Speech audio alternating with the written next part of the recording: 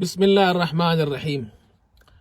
محترم دوستو، ابھی میں ظہر کی نماز پڑھا کر آ رہا تھا تو مجھے شیخ عبد القادر جیلانی رحمۃ اللہ علیہ کا ایک واقعہ یاد آ گیا۔ بڑا سبق آموز واقعہ ہے، جس میں انہوں نے بادشاہ کو ایک جواب لکھا تھا 2 شعر میں۔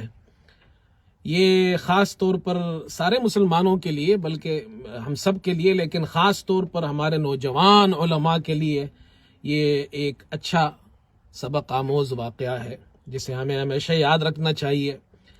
شیخ عبد القادر جیلانی رحمۃ اللہ علیہ کی بہت بڑی خانقاہ تھی، جس میں مریدین کا ہر وقت ہجوم رہتا تھا اور طلبہ وہاں پر ہوتے تھے، دین سیکھتے تھے۔ اس وقت کا جو بادشاہ تھا شاہ سنجر، یہ ملک شاہ کا بیٹا تھا، بہت بڑا بادشاہ گزرا ہے۔ اس نے شیخ عبد القادر جیلانی رحمۃ اللہ علیہ کو خط لکھا اور اپنی خواہش ظاہر کی کہ میں یہ چاہتا ہوں کہ اپنے سلطنت کا ایک علاقہ ہے نیم روز، اس کی پوری آمدنی آپ کو ملے گی، آپ اپنے شاگردوں پر، طلبہ پر، مریدین پر خرچ کریں۔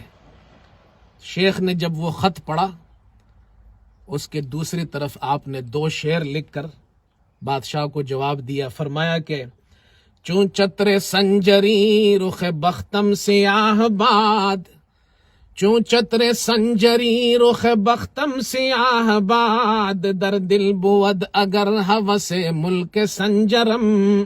اے بادشاہ، اگر میرے دل میں ملک سنجر کی ہوس پیدا ہو تو اللہ مجھے سنجر کی کالی چتریوں کی طرح میرا نصیب بھی سیاہ کر دے۔